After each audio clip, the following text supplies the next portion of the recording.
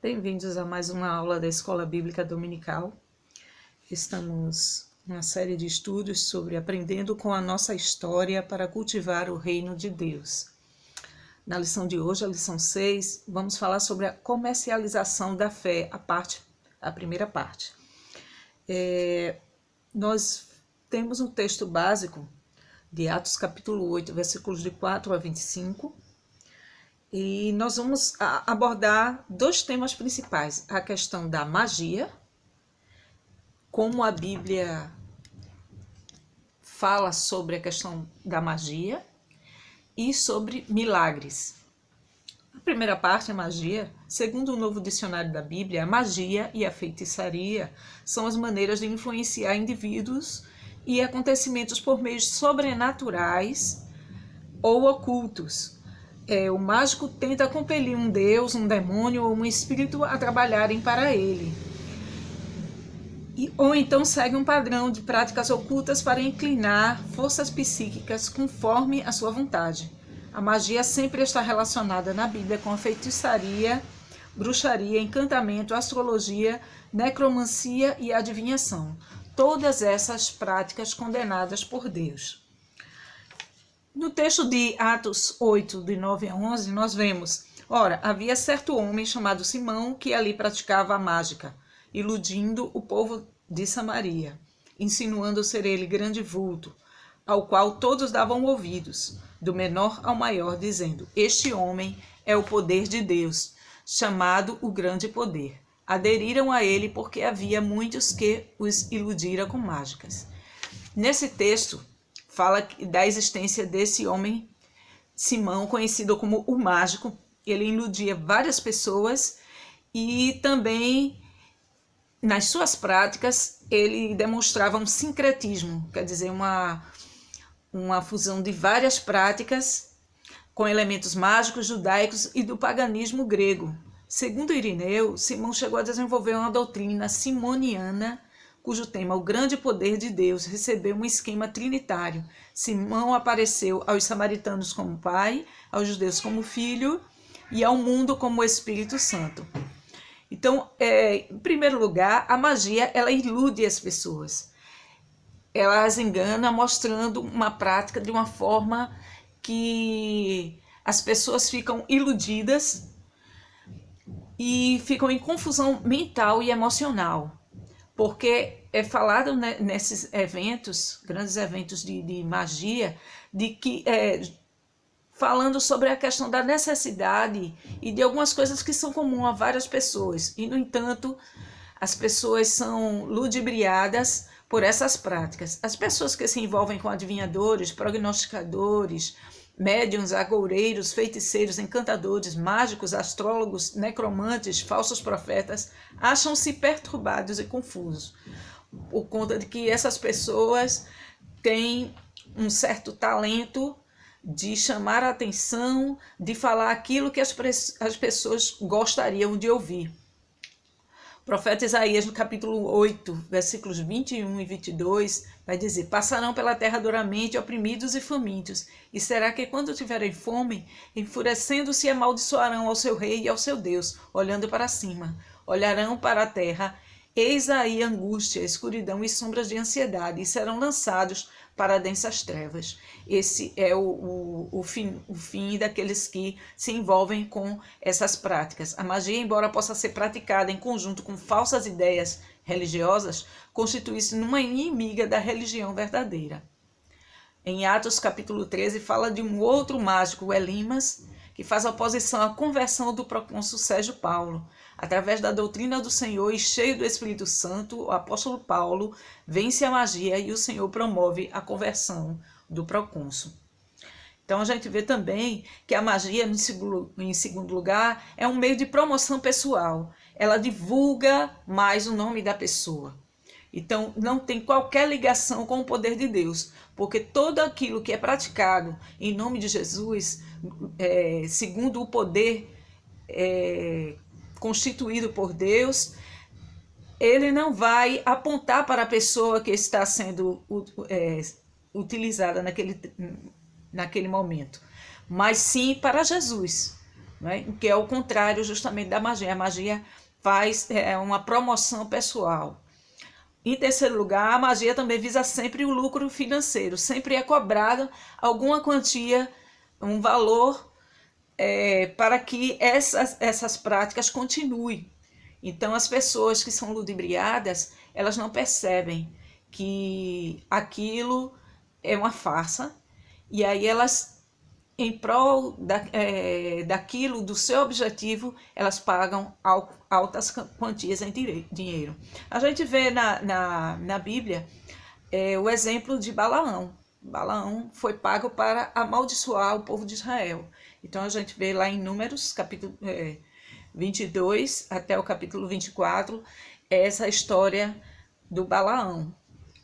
Então, esse Simão Mágico, voltando, né, para a história do Simão Mágico, lá de Atos, provavelmente era o criador de uma heresia gnóstica simoniana, que perdurou até o terceiro século da era cristã. Abraçou a fé cristã apenas por interesse. Isso fica evidente quando ele oferece dinheiro aos apóstolos em troca do poder do Espírito Santo. O Espírito Santo, ele não pode ser comprado, ele não pode ser negociado.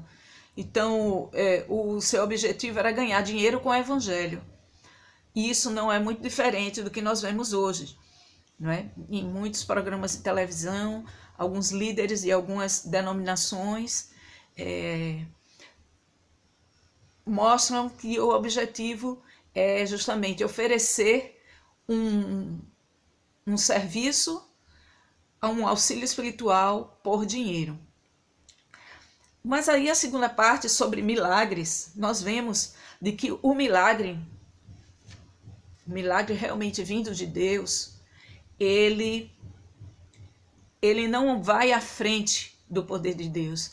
Ele é um sinal, uma marca de que o poder de Deus, ele pode transformar vidas e também trazer algumas coisas benéficas para a vida das pessoas. Então, quando os milagres são realizados separados da pregação da palavra de Deus, eles não têm a sua origem em Deus. A Bíblia nos adverte que falsos profetas seduzirão os homens para a apostasia, operando sinais e maravilhas. Mas aqueles que servem a Deus, eles podem ser utilizados por Deus para trazer milagres para a vida das pessoas. Os sinais, em primeiro lugar, não promovem a salvação do pecador. Os sinais e grandes milagres não são suficientes para promover a fé salvadora. Simão abraçou a fé apenas intelectualmente, sem se converter de fato. Mas quando a gente vê de que nem mesmo os milagres realizados por Jesus tinham o intuito de persuadir descrentes a crerem nele. De forma nenhuma, Jesus Cristo sempre utilizava os milagres para a transformação de vidas e sempre mostrava de que, além do milagre, o maior milagre que ele estava realizando era o perdão de pecados. Os sinais verdadeiros promovem a Jesus. Quando verdadeiros sinais e milagres acontecem, eles não promovem pessoas ou igrejas, mas a Jesus Cristo. Filipe não se autopromovia, mas anunciava-lhes a Cristo. Quando, porém, deram crédito a Filipe, que os evangelizava a respeito do reino de Deus e do nome de Jesus Cristo, iam sendo batizados, assim homens como mulheres. Atos 8, 12.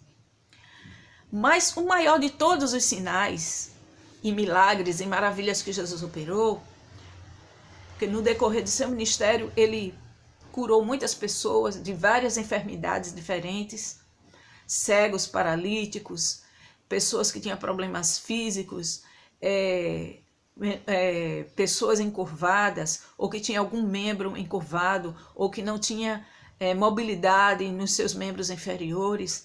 Todos esses tipos de doenças que eram muito, e até mesmo leprosos, Jesus curou, mas também sempre dando uma palavra de salvação espiritual.